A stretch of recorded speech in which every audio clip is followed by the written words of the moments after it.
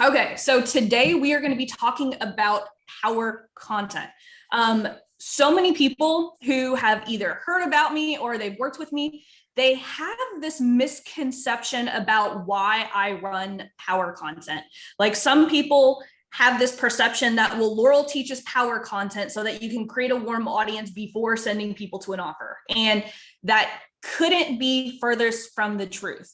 And so the way that I use power content, okay, is if we look at the client accelerator ecosystem. Now, whether you're in my $7 program or whether you are in my premium program, I've been talking about the client accelerator ecosystem for a while now. And I want to just point out the places where we can use power content in the entire thing, okay? We're going to use it top of funnel, but we're also going to be using it middle of funnel, but just in a slightly different way, okay? So the first thing that I want you guys to understand is that power content is high value content that gives clarity to your audience, okay? Clarity is the lack of clarity is the number one reason that people do not move forward. And there are black holes throughout our entire buyer's journey, right? From lack of clarity, top of funnel, meaning to our cold traffic. Are they understanding who we are, how we can help them? And what is that pathway that we have designed for us to be able to help them? A lot of coaches who are in the self-development and personal development space, spiritual space, they have the most issues whenever it comes to actually defining a tangible result that people can get from their content, right? Because a lot of times, like for someone like me, it's pretty easy to say, hey, if you learn Facebook ads, you're going to be able to learn how to grow your business. That's very tangible. But someone who is helping someone on their spiritual journey or in their personal development journey, how do you sell confidence? How do you sell empowerment and motivation? And so that's what we're going to talk about today, is how can we go a deeper level and give our prospects the clarity that they need in order to move forward into the funnel, okay? So the way that we're going to use power content for cold traffic or top of funnel. So a lot of people get those two terms, they get confused. Top of funnel is cold traffic, right? We call it top of funnel because that's the first part of the funnel that anyone sees. So you'll hear me say cold traffic, top of funnel, both are the same thing. And so for example, okay, we've got my little drawing of the accelerator ecosystem. Top of funnel content is going to be 3 to 5 minutes long. We're going to keep this short and sweet, and it does not have any links. I know so many people cannot wrap their head around, why do you run ads with no links? Is because I want to put myself in front of my prospects without any barrier, right? Whenever you see an ad, you're just like, oh, this is so salesy, right? But if I can put myself in front of my audience with a high piece of valuable content that gets them to lean in just a little bit and be like, okay, she doesn't look like she has anything to sell me, I'm going to listen to what she says. It makes it more approachable. And the reason that I like it to be 3 to 5 minutes is because it's cold traffic. They don't know us. They're not going to sit there and watch a 10-minute video. I mean, some people will, but for the most part, if they've never heard of us before, it's going to be really hard for us to sell them a 10-minute video. So that's why I always like to keep it 3 to 5 minutes, because then we're able to actually measure how long people are actually watching the content. And so if we can get a cold audience to watch our video for 3 to 5 minutes, then we've done a really great job. So that's top of funnel content. Now, power content that goes middle of funnel, right? We can go up to 10 minutes and we can put a call to action to the next step of the funnel. So right here inside my client accelerator ecosystem, we have 3 different places that we're using and utilizing power content. For top of funnel, and inside the training, I show you guys how to set this up. But for top of funnel, generally speaking, I use $5 ads. That's my favorite $5 ad strategy. And so we're going to use the video view objective. And then we're just going to watch for certain KPIs, like are people getting through the first 15 seconds without stopping? And then how many people are watching all the way 100%, right? If we can get cold traffic to watch 100% for less than $1, that's pretty freaking good. And so we know that we're speaking our language of our ideal audience, and that, okay, because think about this, if we put power content top of funnel, we're going to know that we're drawing in the right people to our ecosystem. Because remember, there are two places that people can enter our ecosystem. That's through watching content or taking some type of action with our offer, right? Whether we have a lead magnet, whether we have a low ticket offer, people can come in through to our ecosystem that way, or people can come in through it top of funnel. And so what we're going to use power content for is plugging the black holes throughout our entire buyer's journey. Okay. And then the rest of the power content that we use middle of funnel, they're just going to be $2 ads, right? Some of you guys have already been through my Fire 4 sequence. Those are just pieces of power content with a call to action. Some of you guys have been through my ATM or my Hot 7 retargeting sequence. There's a couple of pieces of power content in there, and it's built to get people from one step of the funnel to the next. The only difference is if we're using power content top of funnel, we're not having any links to send them to. We're not asking them to opt into a lead magnet. We're not asking them to buy anything. Top of funnel, we want it to be super clean, super clear, and packed with a lot of value. Okay. What we're going to get into next is probably one of the favorite things that I have learned personally from my mentor. Okay. And he always tells us that busting objections is lazy because it is reactive, right? Like I know I'm looking at Natalie right now. Like whenever we are taught to get on sales calls, what do most of the big gurus teach us to do? Bust objections, right? Like as soon as you go get on the phone, they want you to just plow through, like, I don't have time, I don't have money, right?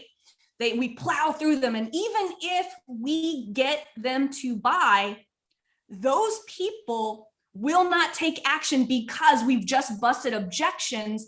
We haven't eliminated their false beliefs as to why they were saying, I don't have time, I don't have money. And so what we're going to be doing with power content is addressing their false beliefs, not addressing and just plowing through objections. Okay. And so that's what we're going to learn today, because here's the thing, because even if we win, it causes them guilt and shame later into your program, right? Comes with buyer's remorse if we don't address the real issue. My mentor always uses this example, and it is just so crystal clear. So I'm going to totally rip him off right here. So let's say that you are a yoga studio and you keep hearing the objection from different women saying, I don't have time to go to the yoga studio. Okay. And you just get them on the phone or you get them into the yoga studio and they keep telling you they don't have time. And then you plow through the objection. Yes, if you want this bad enough, how many times have you guys heard that? If you want this bad enough, you're going to make the time for it. If you want this bad enough, you're going to find the money for it. If you want this bad enough, right? Like people just start plowing through those objections. But here's the thing. Let's say the false belief behind that objection, the woman is saying she doesn't have time, but what she's thinking in her mind is, well, I have my kids when they get off from school. What if, are they going to think I'm a bad mother if every single day a babysitter picks them up from school? What will my in-laws think? What will my husband think who works so hard? That's the false belief. So even if we plow through those objections and get that woman to buy that yoga package, there's going to be guilt and shame that come along with it. whether she buys it, she's going to have remorse later on, right? And let's say that she decides to not take it up. She's going to feel guilty that she spent her family's money to buy something she's not going to use, or she's going to use it and still feel guilt and shame because she's leaving her kids every day, right? So that is why busting objections really doesn't do our audience any better. So what if, right? What if we addressed these false beliefs in our marketing, right? So what if we created content that's centered around, like, let's say we're a yoga studio, we'll stick with that. What if we showed them stories of how these mothers were able to themselves better themselves to spend more time with their children because they invested that time into going to the yoga studio, and they have more energy, that they actually, like, going to the yoga studio actually bought them more time with their kids, right? Because the mother, like, yoga comes with like being well rested and, you know, certain zen and just being able to like really have a sense of calmness. So it actually made her a better mother, right? So now if we portray that type of content in our marketing, we've eliminated false beliefs before they've decided, before we've even asked them to buy from us. And so by the time you reach an objection, our marketing has already failed. Like, if we're getting on the phone and people are telling us, I don't have time, I don't have money, we have already failed. And here's the thing, some people are not going to do the work to take the time to actually learn how to properly do this. I don't know how many times that, you know, I hear private clients or students say, you know what, I don't have time to get on the phone with my clients. I don't have time to do this. Like, there are so many programs out there that are trying to tell you, you don't have to get on the phone to sell a product, right?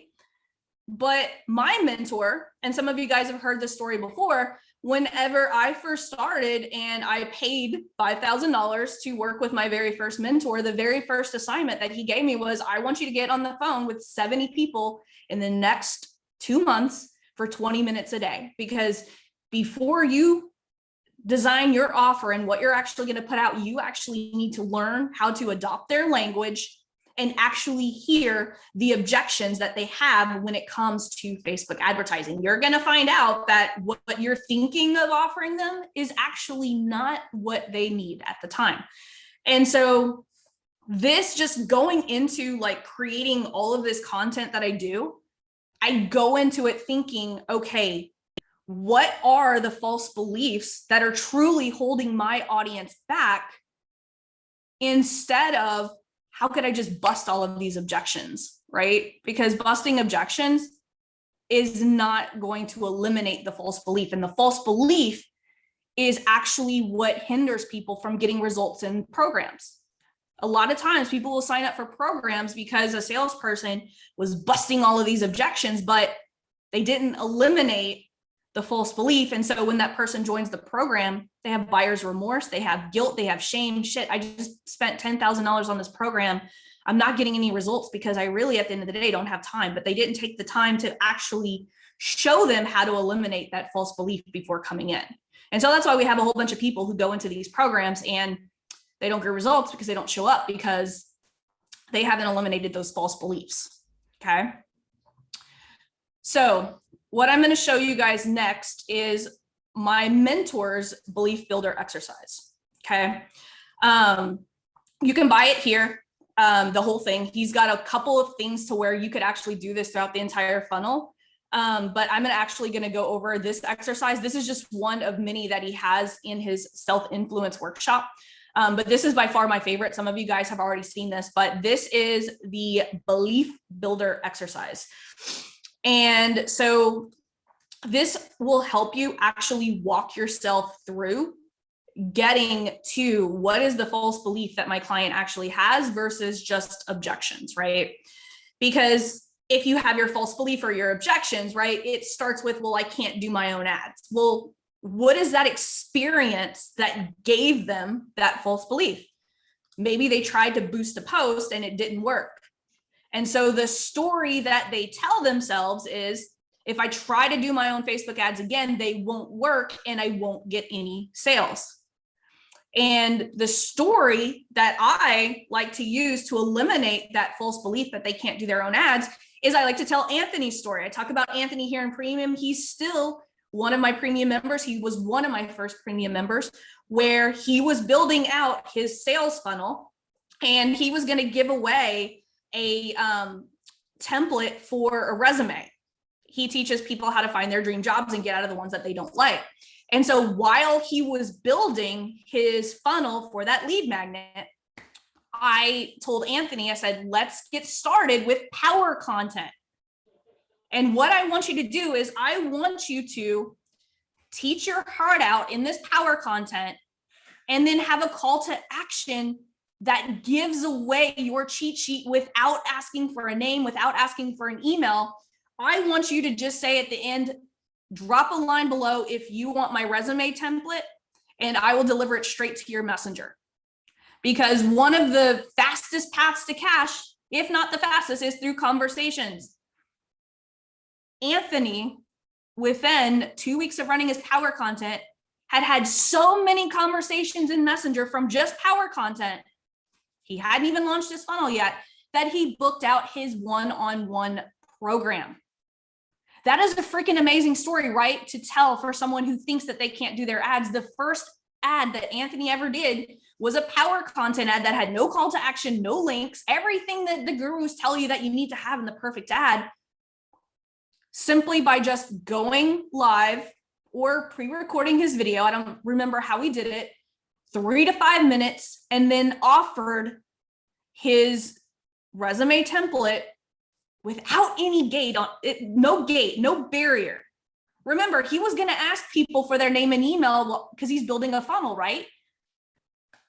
What do you think was more powerful? Like asking people for their name and email, sending them to a link, or getting them in the messenger and having a conversation? Pretty powerful first way to run an ad, right?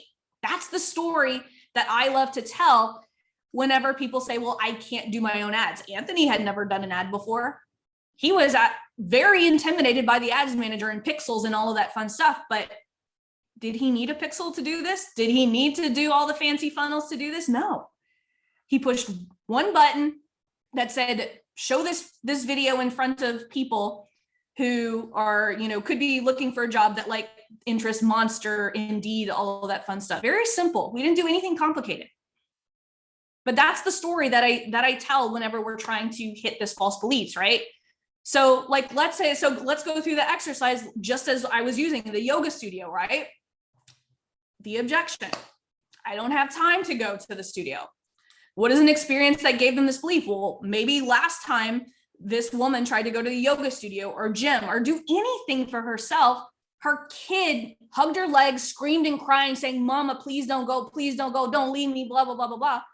So the story now, because of that experience, she tells herself is, if I'm a bad mother, if I spend time doing anything other than tending to my children.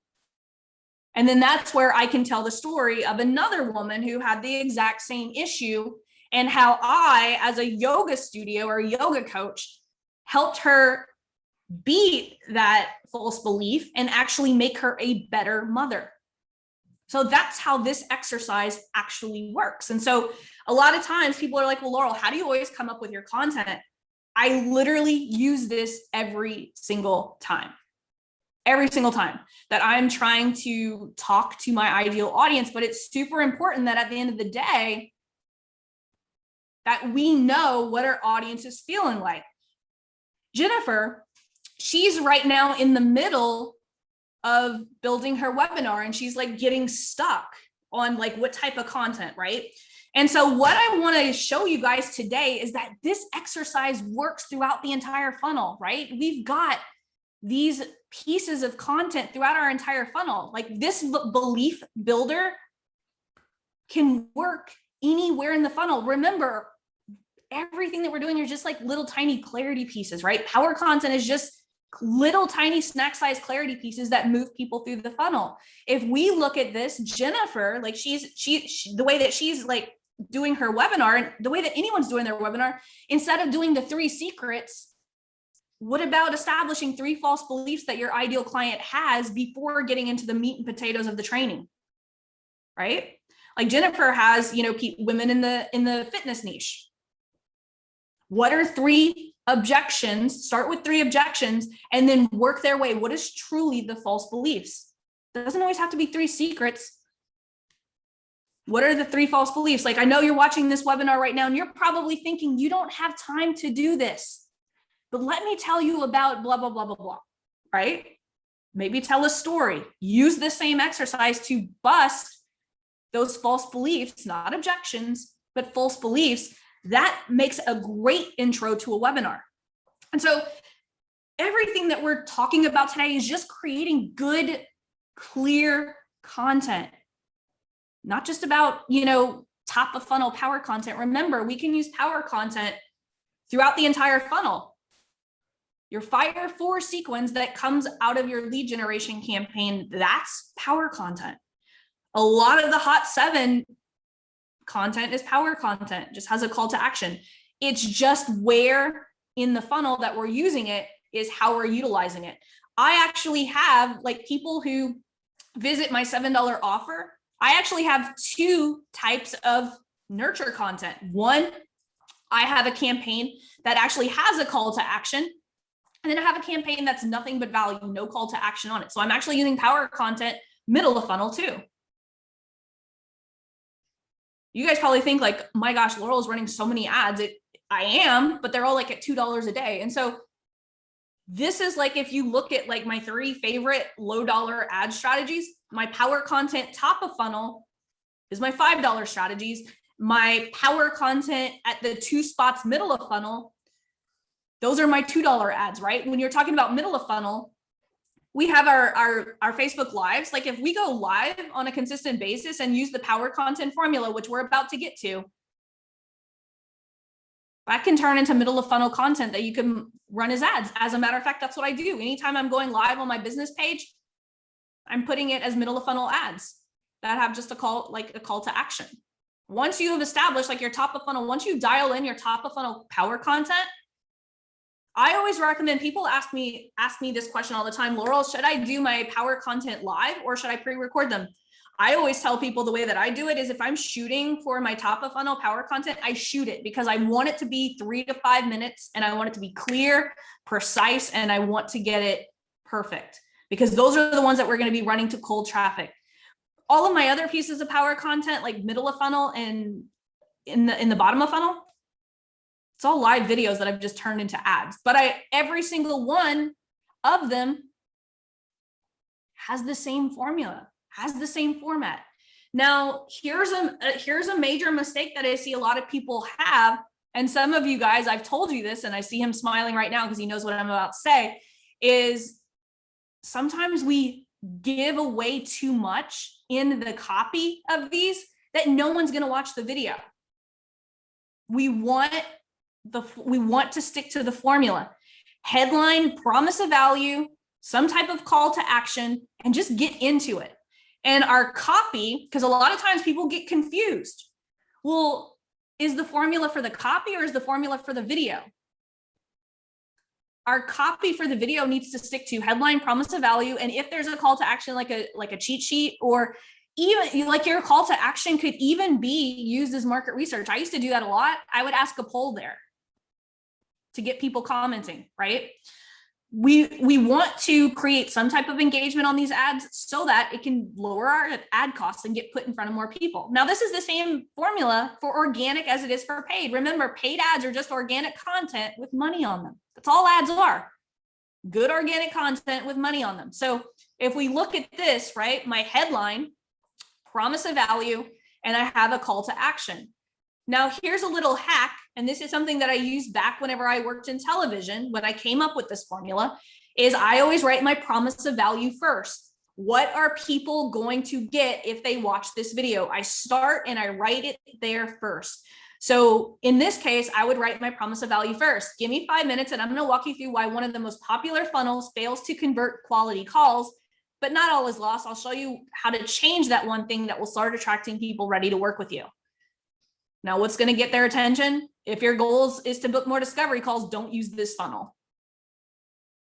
Gets their attention, right? Headline needs to get their attention and people need to be like, oh, this is me. Like if your headline is not crystal clear on who this is for, right? I was very specific. If your goal is to book more discovery calls, don't use this funnel. I didn't say, hey, coaches, I'm going to tell you about the funnel that, no, if you want to book more discovery calls, don't use this funnel. That immediately, a lot of people who read that copy self-identify. Yes, I'm using a discovery. I want to get discovery calls. Oh my God, am I using this funnel? Well, then read on. In the 5 minutes, I'm going to show you why one of the most popular funnels. Whoa, if it's a popular funnel, I'm probably using it, right? And then I have the call to action because some people are just going to read this and just want the freebie and they're going to comment for the freebie without watching the video. That's okay. It's going to create engagement. So that's why I always headline, promise of value, call to action. Okay. That's the copy. Now we don't have to reinvent the wheel here because if we go to this power content template that you guys have access to, now this is for top of funnel. And then you can see here, there's no committed call to action. It's drop a line below and I'm going to give you this cheat sheet and notice there's no link or anything on it. Now, if you want to do this framework for middle of funnel, right, for your warm traffic, all you have to do is add your power offer at the bottom. That's it. Power content, top of funnel, no link, middle of funnel, power content can include links, can include an offer. It's fine. Same content, not changing anything about the content. We're just, one has a call to action. The other one doesn't have a committed call to action. So again, headline, promise of value, CTA. So these three things right here, your ad copy. You say the exact same thing in the video. Don't overthink it. Don't overthink it. Now you want to get through this as fast as possible. Keep it short and sweet, right?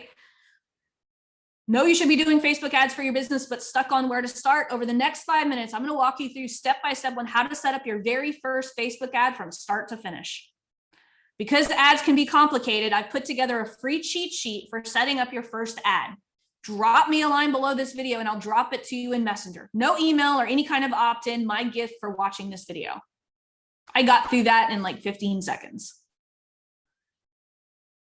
And so this is where people are like, well, my through plays are expensive. It's because you didn't get through this part fast enough or you didn't make it compelling enough. That's why I always tell people, write your promise of value first. What are people going to walk away from? And then you just write your headline next. It makes it so much easier because what a lot of times people try to do, if they start with the headline, they usually end up putting a promise of value as the headline instead of using an actual headline. Your headline needs to hook them. Your promise of value needs to keep them throughout the entire rest of the video. Your CTA, like I said, like if you don't do cheat sheets, if you don't do anything, that's okay. Use it as a way to create engagement. Ask a question, do a poll. If you're one of the people who are just starting out and you don't have an audience and you're trying to figure out an offer, doing a poll is a hell of a great way to start to get some of that going and having those conversations with people. And then you're gonna do your little intro, humble brag. Why the heck should people listen to me? What credibility do you have? Again, don't stay too long on this. 3 to 4 sentences tops. And then what you're gonna do after your humble brag, remind them why should they keep watching this video. And then just go into your bullet points. And at the end of the video, repeat your call to action for the cheat sheet or the poll or whatever.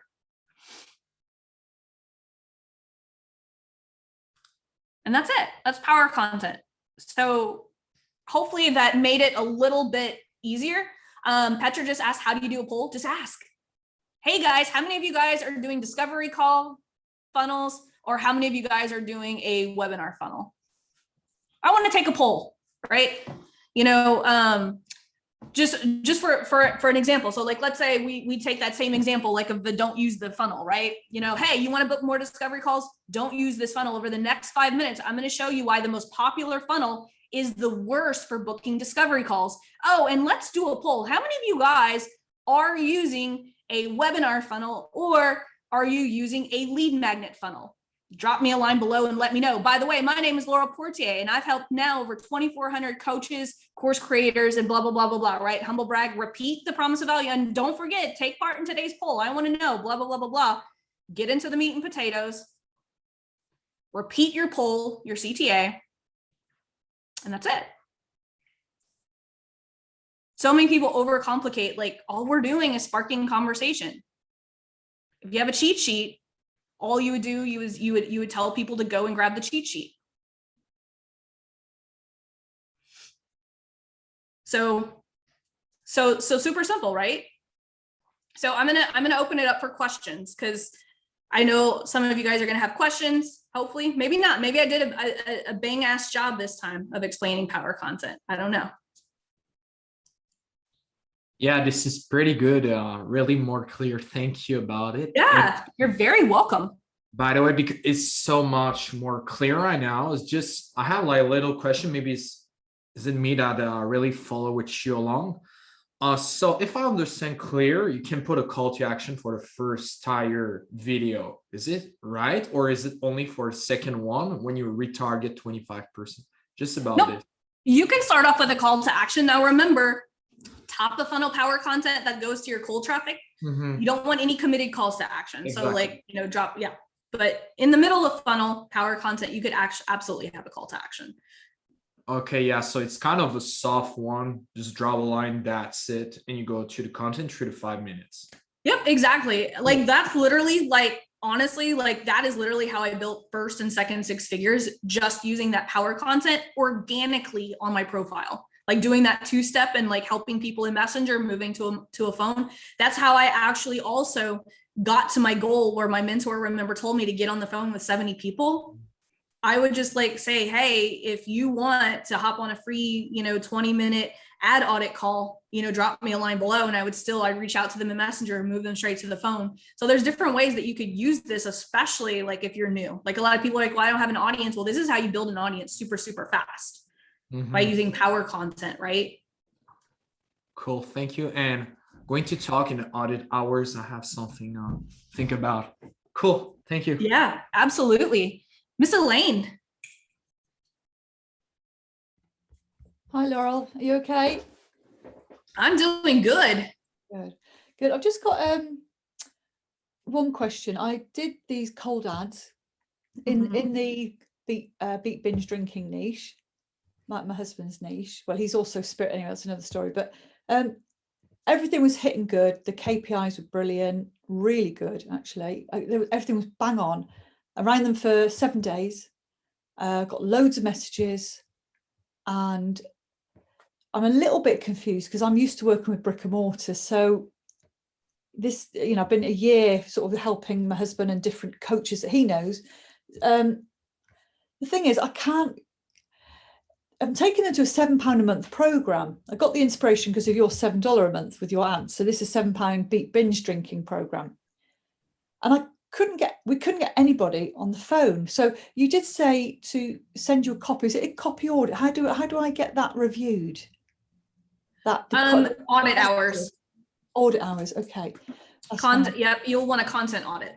Okay. Because there's also something I watched of yours, and it said if you're just starting out, go for like high end to start with, because it's the fastest path, and then build later with low end offers.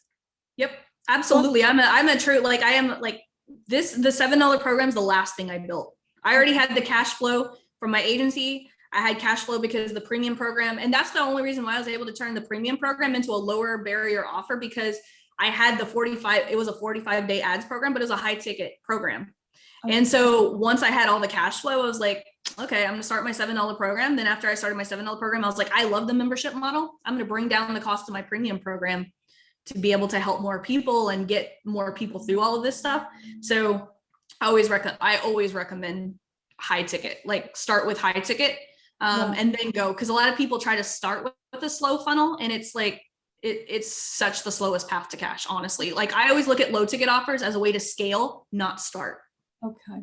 So do you think like this is a new niche for him? Do you think that going to a £7 a month program probably won't work then? Because I wouldn't do it. I would get people into a higher ticket learn about them. Like I would have never been able to do the $7 if I didn't learn enough from working with brick and mortar clients, with working with coaches, with working with people, in order to know what people want when it comes to ads. That's the best way to know, is by working one-on-one with people. I suppose my only concern is people in that niche actually going to pay the money? Are they going to pay the money for coaching on a 3-month basis? But that's the limiting belief I've got. That's a limit. That's a big limiting belief. Like think about it. Like what like if people don't stop drinking, they have everything to lose. Their job, their family. Like if they have a hair on fire problem with drinking, absolutely. I've seen people. I know, because I'm also like Dan Henry gave me access to his Facebook group because I went on his cruise like in the Bahamas, and there's several quit drinking coaches that are in there, and their packages are like $25,000. Really? Okay. Mm-hmm. Because my husband's got a year of experience in it, but he's attracting all the wrong people who can't. Obviously, it's a multitude of things, isn't it? It's not. It's what they see as value. They might. But that's what brings this what we're just talking about to full circle, right? It all starts with power content, like in having conversations with people, so that he can create a program for the people he actually wants to work with. Because doing this, like especially when you're starting out, you're going to quickly decide that these types of people are not my clients. I'll give you an example. So one of my agency clients that I helped his team set up their ads, he works with 7-figure e-com store owners. In his power content, he literally says, if you are only at 6 figures with your e-com store, do not watch this video. This strategy will not work for you. He's very polarizing. And so you really have to get clear on who you're talking to, right? Who are you talking to? And that's why I was saying that headline has to be clear. Like, who is this for? Like, I know like Steve, like he's gone through a couple of revisions of his ad, because I keep saying, who is this for? Like, what is going to get them to be like, this is me, this is my situation right now. Yeah. Okay. So that really then, if you're just starting out in a niche, it's really bad idea to go for a low funnel offer, even if it's absolutely. I think it's the worst idea, honestly. That's my 2 cents. Okay. I love low ticket, but I just don't like to start with low ticket. Okay. Even if it's like a $90, $37, $47 product to get them into. Depends. Do you need cash flow? I'm just thinking sort of, I've got one of my husband's clients. She's like a mindset coach, and she's offering a $37 product to start with. But even that, and then she's got a membership. But does she need cash flow? Like if your husband's client has a rich husband and she's just doing this and they don't need cash flow, yeah, you could start with low ticket. But if you really want to get your business off the ground and leave your job and stuff, it's a low ticket offer. Starting off with that's not going to get you there. Okay. Hey, Laurel. Okay, perfect. Yep, I'm going to get to Natalie, and then I see Maya's got her hand up too. I just want to tell the gal that was just on, I wish that somebody would have told me 2 years ago not to start with low ticket. Like, I started with 2 low tickets. My first one didn't work. Ads were incredibly hard to scale. Turns out you need to have your messaging, like you need to change ads all the time for an SLO. I wish somebody would have told me to start with high ticket, especially since I had my high ticket program already created. Uh-huh. It's the biggest mistake. I mean, nothing's a mistake because I learned a lot, but it's the biggest mistake I've made in my business. Oh, brilliant. Thank you for that information. That's really useful. Yep. Yeah. And because Maya, we just went through this, because what was it, a couple of months ago, I was like, why are you starting low ticket? Like, why aren't you just because she has this amazing program that I've gone through, and I'm like, why aren't you just getting people into this, getting the cash flow, and then go backwards? I see it all the time, and not that what she did was wrong. It was a learning experience, right? It's just my preference, because I'll never tell someone, hey, you shouldn't do that. But I always ask them that question: do you want cash flow or do you want to scale? Because that's always going to determine which way I send people. Because some people are like, my husband's a lawyer, he's rich, and I'm just trying to I just want to dabble in the, cool, go for a low ticket offer, right? You can afford to, do all this, but if you need cash flow and it's make or break your business. Okay, that's really useful. I've got other questions, but I think other people probably have got questions as well. Thank you. Yeah, absolutely. Natalie, Maya, then Argentina, and then I see Steve. I think you're muted, Natalie. My question is about the humble brag. Yeah, absolutely. So in my tier 1 power content, I did it, but I did it in an order that I thought you told us to do it, and the order you just said was different. So the way I did it was I did it after the promise of value in the video rather than before. No, that's correct. Oh, No, okay. that's correct. Okay, Yep. because just now I thought you said it was after. Yeah, so I'm doing it twice. So I'm doing the promise of value, and then I'm doing it the call to action. Then I'm doing the intro, and then I'm repeating my promise of value. So I do actually repeat my promise of value twice. No, I was concerned more. Okay, the promise of value you repeat twice in the video itself, or you have it once in the copy and then in the video?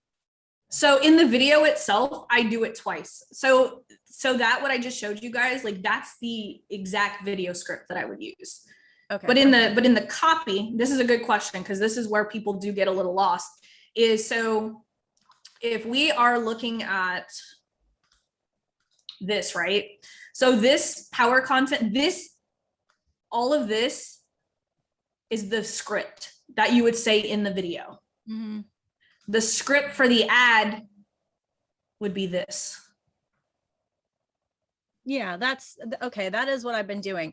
My other question is also about the humble brag, and that is that in my tier 2 power content, Mm-hmm. I left it out because this was a warm audience. I figured they knew who I was at this point, but also because when in looking at my stats, people were dropping off around the humble brag, and I was wondering if it was because when I was talking to them just like a person and not an expert, they were more interested in what I had to say. And as soon as I did my expert thing, then people were like thinking, oh, she's going to sell me and drop off. That was my theory anyway. So I left it out of the tier 2 power content. Is that bad? Yeah, I think that's fine. That's fine. Okay. All right.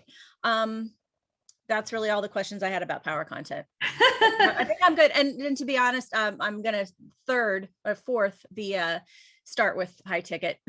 Don't start with low ticket. And just tell you that I think I'm getting great results with this. I'm really impressed with the way this is working for me, and I'm going to post some more wins later. Awesome. That's exciting. I love that. Miss Maya Milla. Can you hear me? I can't see your beautiful face though. I know. I'm literally walking around naked in my house. Sorry. Not a video moment. I wasn't feeling super good, and so I slept in a little bit this morning, and then I'm like, oh shit, I was supposed to watch, like, it's all about power content, and so I hopped on for like the last few minutes. But okay, I just want to ask a quick clarifying question. Okay. The spider web is not power, it's like more middle, right? So if we're talking about that's a good question with this. Let's see. Because I'm on a roll. I wrote all my spider emails. I built out the template for each page. And so your spider web, are you talking about your spider web email sequence? Yes. So your spider web email sequence is after your acquisition offer, right? Because you're building your webinar. Yeah. So your spider web email sequence goes to the people. It's your first 7-day email sequence. Yes. And so for like the videos, do I follow, like, can I follow like the what's working now template or? Absolutely. Like whichever template that you want to use, because at the end of the day, the what's working now is power content. I've just given you like talking prompts. Right. Like pretty much all of the scripts, right? Like the elevator pitch, everything, those are all pieces of power content, but I'm just giving you prompts on the kind of the angle to take with it. Right. And then I just wanted in these videos that are going to be on the top of my spider web pages, there's going to be a call to action, and it's like sign up for the program, right? Yes. Yes, because you're not doing you're skipping the call. So yes. So whichever goes there, it's going to be the call to action to the final call to action. Mm-hmm. Yeah. And do you think I'm being stupid for not doing calls? I'm not going to say you're being, not being, we actually talked about this. So we actually talked about it at the beginning of the, of the session, today, but Just I don't think you're stupid. I think you're leaving money and valuable information on the table. Okay. That's just me, because, and here's one of the things that I just went through with my agency client. Like, we were able to pull her from the phone and just let her salespeople do the thing. I put her back on the phone because the objections that we're getting and false beliefs that we're getting now are totally different than what they were 6 months ago. Like her salespeople just stopped being able to convert. And it was just because the market changed. More people, it came into the fertility niche. More people are seeing other courses. Books are being written. Like, so much of the landscape has changed. So I put her back on the phone to listen to what people are saying and what people are asking. We were able to redo her webinar.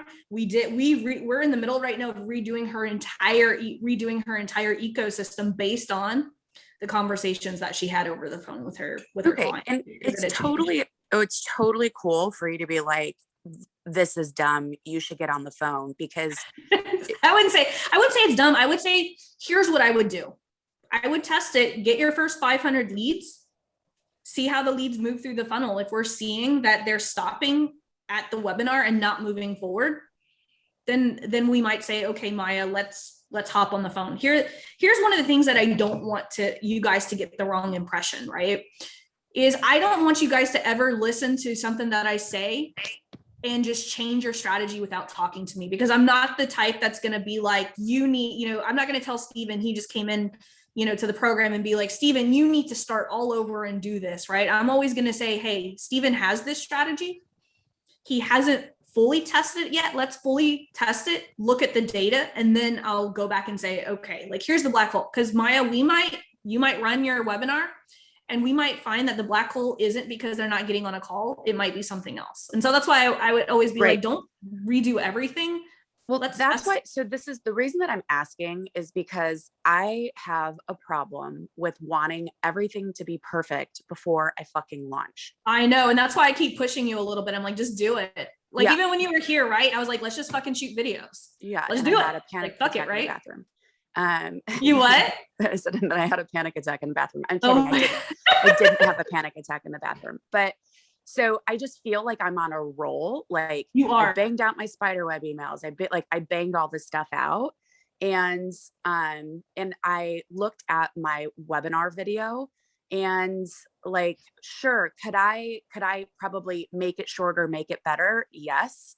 But I kind of want to, like, it's done. I did it. I kind of want to test it, and then like get the 500 people through, and then make changes if necessary.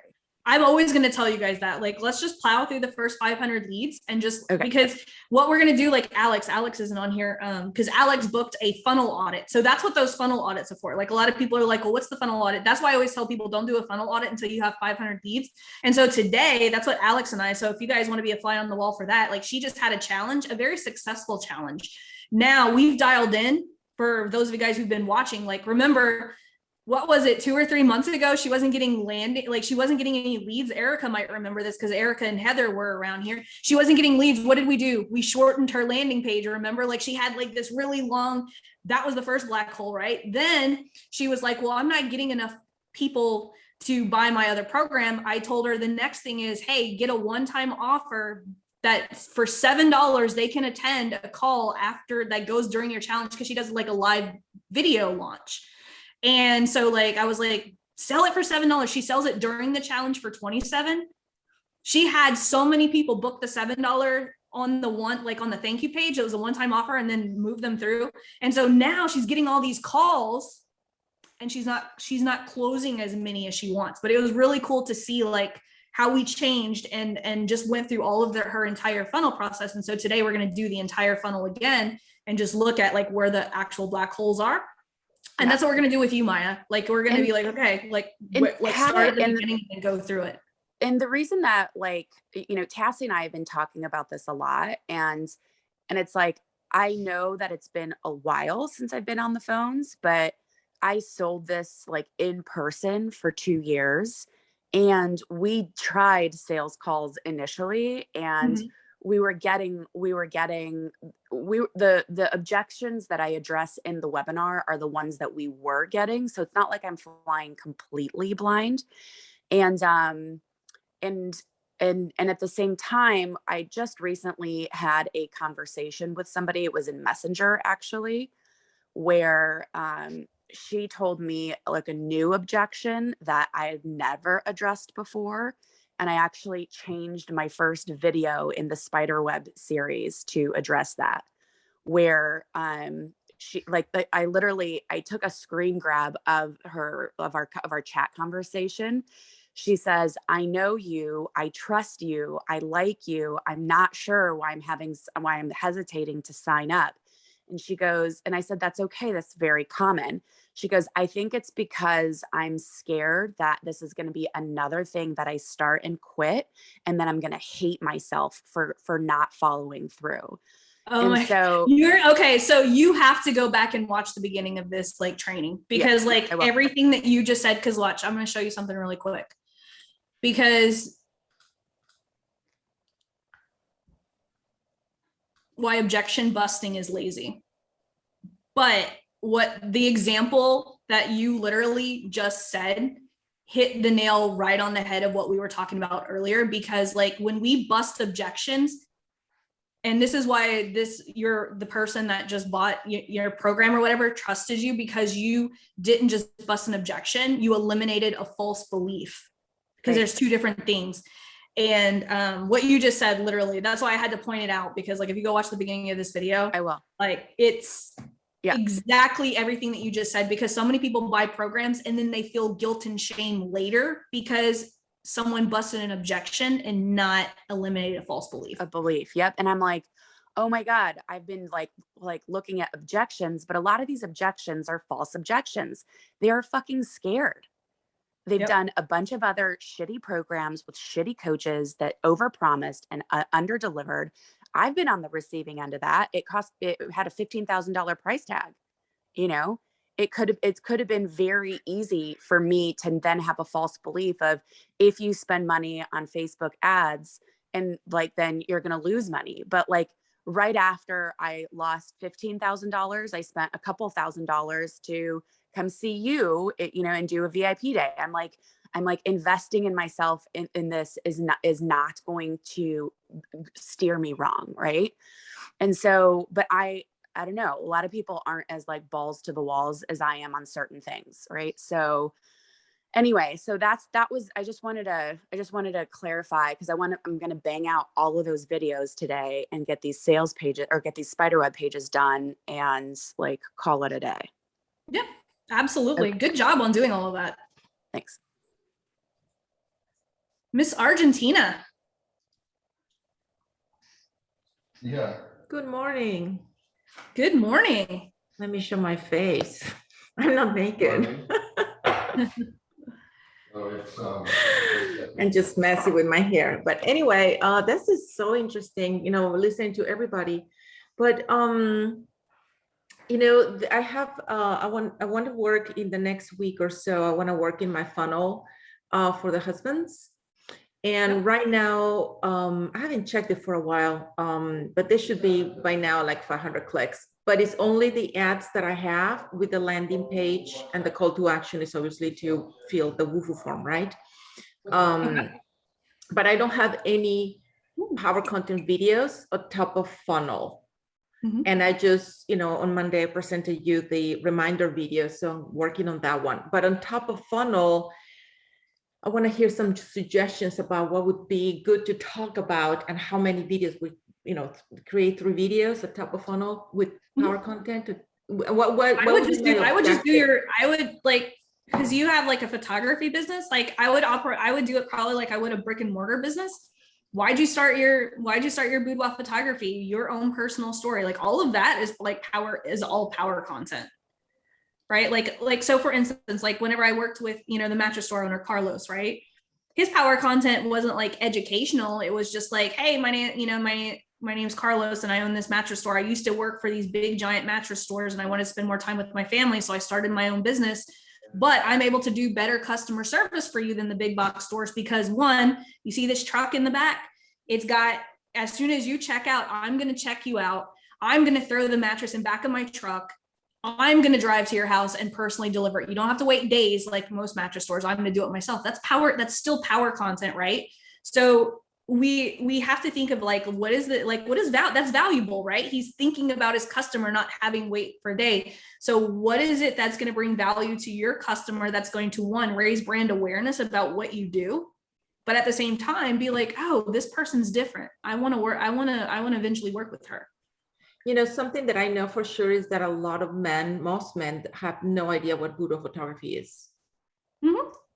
Like you can, remember like part of the video that you and I worked together on for the behind the scenes thing. A great one would be, what is the taboo behind boudoir photography? What really is boudoir photography? And the 3, myths surrounding, the industry or something like that. That would be good power content, right? Mm-hmm. All of this stuff is like just educating and giving your audience clarity. It doesn't matter, right? Whether it's an e-com product, whether it's a service, whether it's, we're coaches, we're selling a program. What is the 3 things, like 3 pieces of video content that's going to give our audience clarity, whether it's about, do we want them to let them know we exist? Are we trying to solve their problem? Where are they in that buyer's journey? Mm-hmm. Are they problem aware? Or are they solution aware? So it just depends, right? Because like, if you don't want to spend time educating people on boudoir photography, then don't do your power content trying to convince people that boudoir photography is cool, right? Maybe you want to cast your net and get people who already are interested in boudoir photography and then talk about the false beliefs that they have. That's not, that would help them move forward and actually take the action of booking. So it's not completely essential. I could probably just create one video, because I was thinking, we talk about this, about creating like a tour of the studio to show them everything that happens there. I would probably do that I would use that as middle of funnel power content. Like the, because we have to bring them in, right? We have to bring them into our ecosystem. If you're going to do top of funnel power content is for people who have not gotten into our ecosystem yet. And right now I'm just getting them through Facebook ads. Yep. So remember, because there's 2 ways to enter the ecosystem. They either watch content or they come in through our funnel. The funnel. Okay. So that's the thing, is like, I don't have, content to watch. So I'll think about that. So so now I have to, think about putting together the whole ecosystem.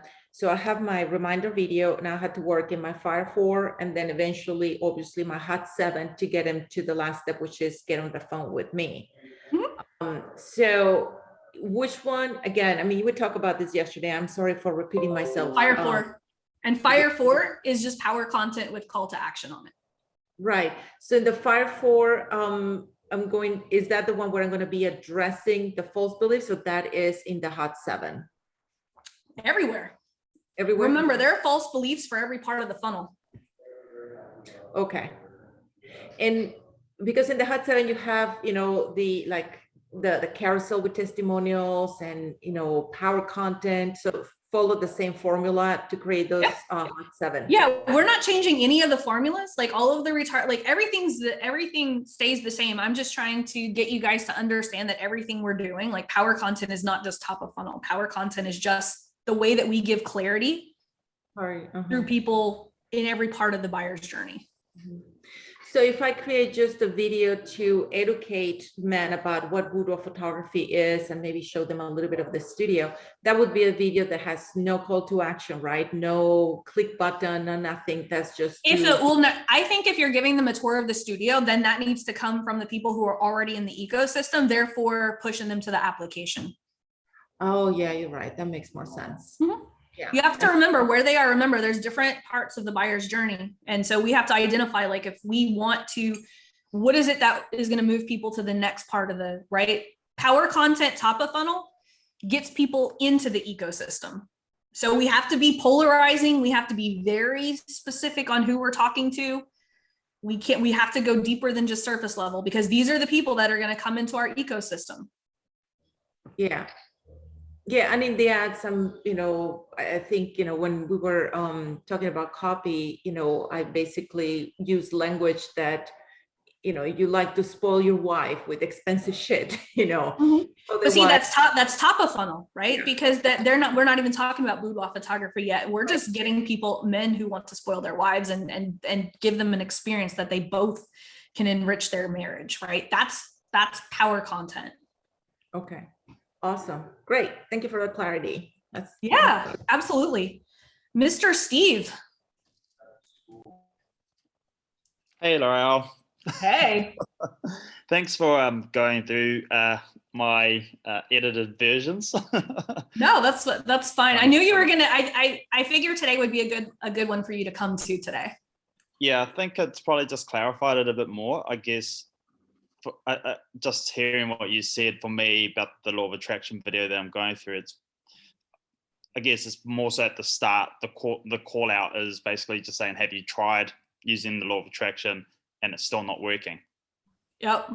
And I'll give you an example. I know Sherry's not on this call. I love using Sherry's example. Like, Sherry is very polarizing in her top of funnel content. She does the law of attraction. She teaches people how to use the law of attraction.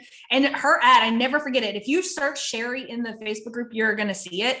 But she literally says most people who teach the law of attraction are BS. Here's why. And it's so fucking good, but it's so polarizing. But yet so it attracts the people who she wants to work with. And she's literally throwing rocks at things like The Secret and all of this stuff. It's really well written. But that's what I'm trying to get you guys to do is we have to both attract our ideal client and also be polarizing at the same time. Sure. So maybe I need to just be a bit more polarizing with that kind of stuff, and even shining. Yeah. Think about this. What the law of attraction, I completely believe in it, right? Me and my wife have our boards, and I firmly believe that I'm where I am because of the law of attraction. But there's certain things that people believe about it, and then there's a lot of BS shit out there. What is the BS shit? Throw rocks at it and educate people as to why, what are people doing? What is your ideal audience wasting their time doing that does not freaking work? Yeah. Okay. Because I think I made a edited version my third try, and that's what I try to do in the promise of value. That is. But you're staying surface level. I'm going to challenge you a little bit. What you have is good. Don't get me wrong, but we want to go one step further, right? What are we going to go be bold with that our competitors are not? Everyone, I can safely say everyone who's sitting in this room has an opportunity, because there's so many people who are too scared to go be big and bold. They're staying safe. I think everyone has an opportunity right now to be okay, who's my main competitor? In the video that Maya did, that she posted yesterday, she's literally throwing rocks. Here's what, if you're doing keto and you're a woman, here's why that doesn't work, right? She's being very polarizing, but she's sharing an experience that her ideal clients have gone through. And more than likely, if keto's not working for them, what she has will, because she's got the scientific evidence that proves keto doesn't work for some women.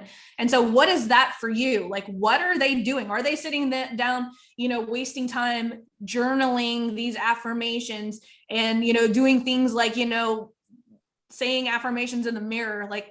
The people who teach that, they're missing out that people actually have to do things to put things in place in order for all of that stuff to work. Affirmations are great, yeah, but the law of attraction is not affirmations alone. Vision boards, and so what is it that your clients are wasting their time doing that's not working?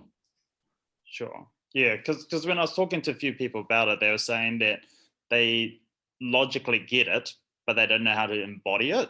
And that's what I was trying to get across in that ad is well, how do you put it into practice? This is how I'm going to show you how to make it work. But you see, how to make it work versus how to put it in practice. How to put it in practice much clearer than how to make it work. Sure. Right? Because when you say how to make it work, what does that mean? But if you say how to implement steps every single day, that will finally get what you want out of the law of attraction, but putting into practice daily, like that's more clear than how to make it work. Because how to make it work, it can be defined by so many different things, right? Yeah. It's not tangible, but if you put your 3 steps that you need to put in practice every day, tangible. So I guess in terms of, like, I know a lot of people say use it to get more money. I guess because that's very an abstract. Very abstract. Like if you tell me, like, look, if you are trying to get a promotion, here's how to use the law of attraction to get a promotion, right? Versus, I'm going to show you how to use the law of attraction to get more money. No one wants to, quote, get more money. What is it that the money that they're going to use is going to buy? Sure. So, right? Would it be like financial freedom? What is it? So what is it that you specialize in for the law of attraction? Like, who's your ideal audience? What do you exactly help people do with the law of attraction? Sure. So the law of attraction is just one part of the process. So for me, it's helping people, very similar to Bob Proctor, but like shift the identity paradigm. Mm-hmm. But I use NLP to really do that. But cool, that's awesome. I didn't know that from any of your content that's what you do. Sure.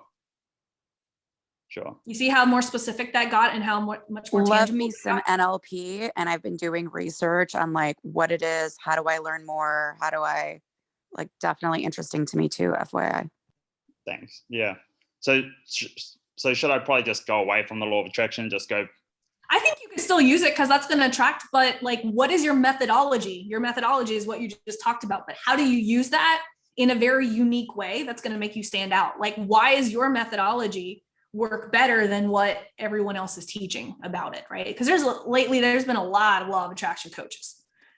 And I seem to attract them because I think it's because I follow the law of attraction, right? And so like, it's like, but we still, right? We have to make it tangible, and we can't be afraid to talk about very specific things, because that's what, like, immediately we said that, right? Maya was like, hey, I'm interested in that. I do that, right?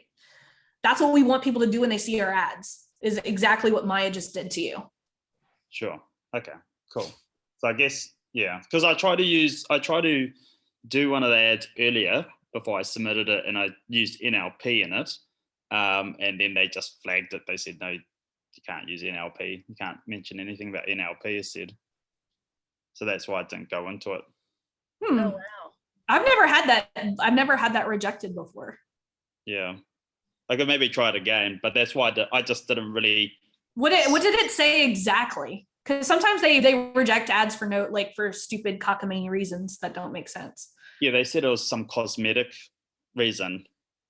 Oh, I would look into that, because I would try to maybe appeal it and see. That's weird. Yeah, I'll try and appeal it again. So I guess just one last thing is, so in the humble brag, that's probably where I would say that, maybe like that. I help blah blah blah using NLP. Yep. Okay, cool. Okay, cool. Thank you. But I'll yeah. go do it again.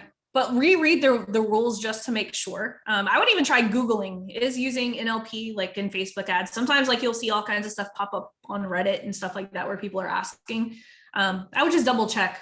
But I have a law of attraction client, and we haven't had any issues with it, so I'm not sure. Yeah. Why you would be getting that? Because I even emailed them and I said, Tony Robbins. Yes. That's what inspired me, but that's cool. Okay, great. Thank you. Yep, you're very welcome.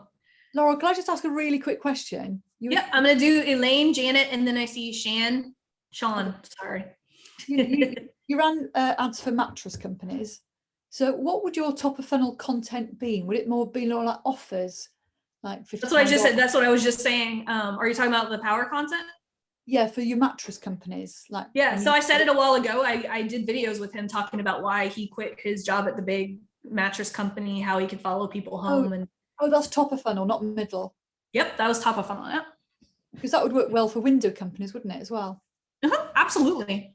Like, I think Yeah, like absolutely. Like, I mean, like with the pizza company, like that I used to work with, like we would do power content. Like, why should they sell? There's a million pizza companies, right? But then you find out, well, they fly their water down from New York.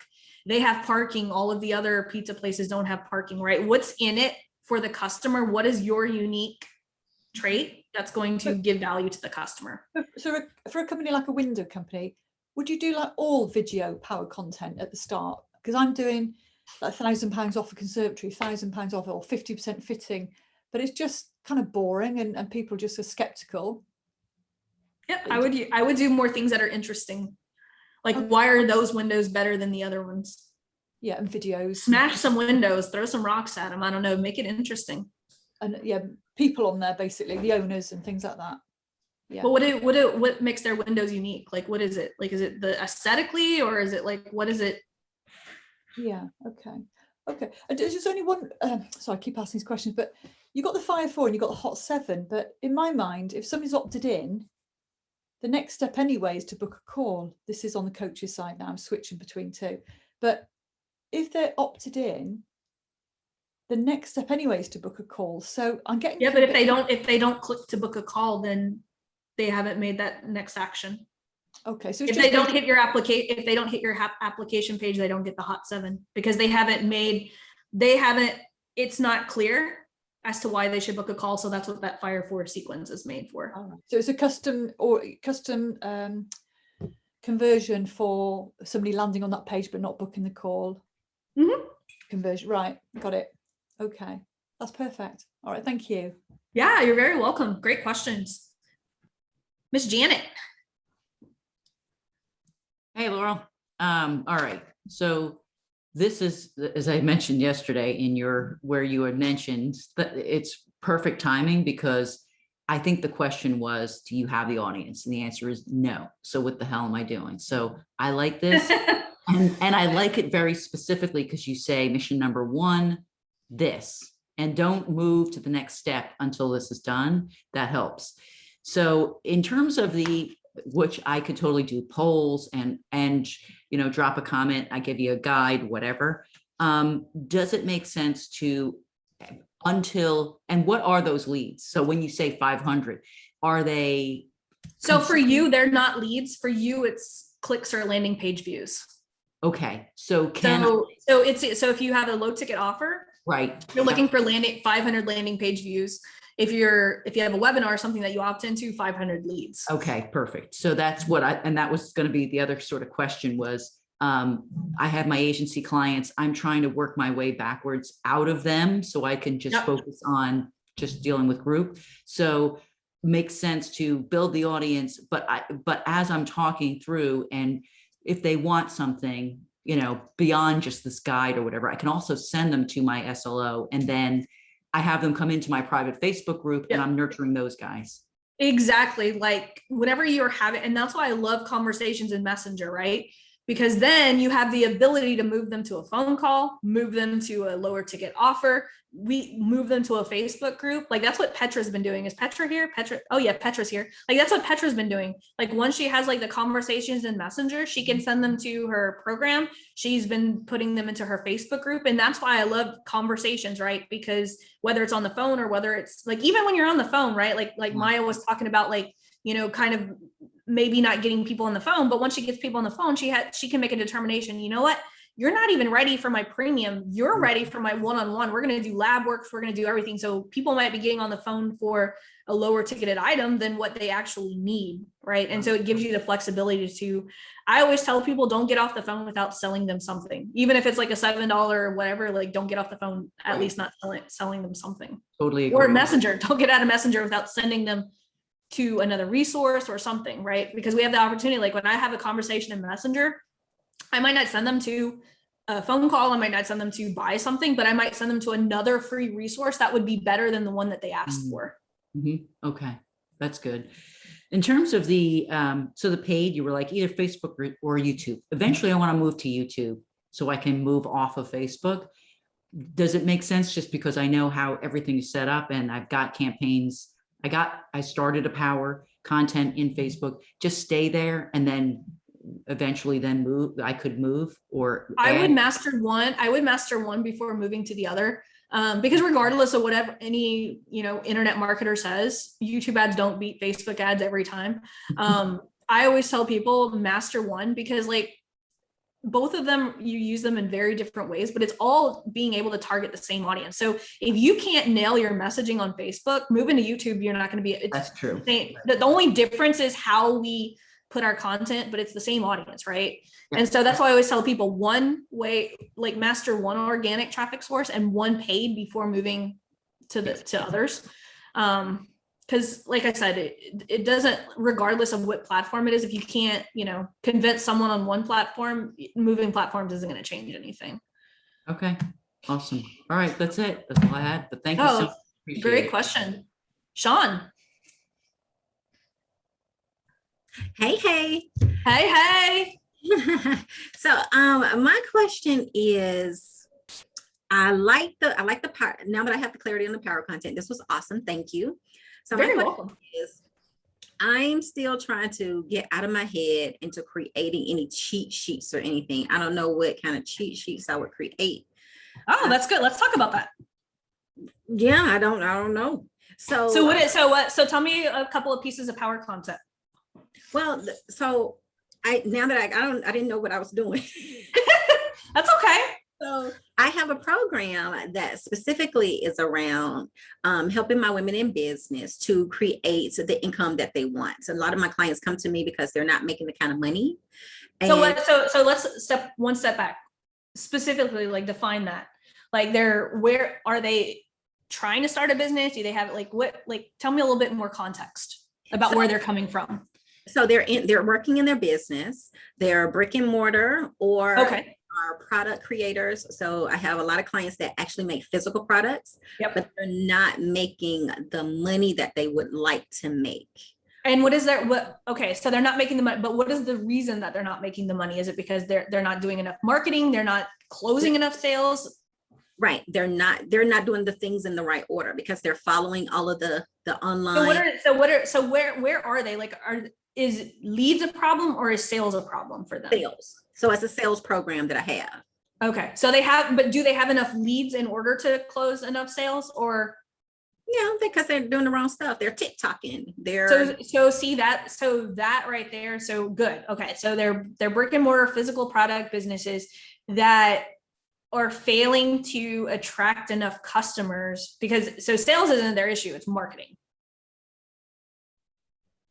Yeah, the goal, what I think they should be doing is talking to more people, right? Oh, absolutely. Like they needed to be using Facebook ads. I run ads for brick and mortar businesses. I run ads for my own brick and mortar business.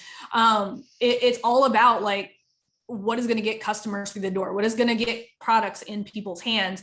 And so if they have a marketing problem, you could be teaching them simple, cheap ways that they can get people into their doors or get the physical products into their hands.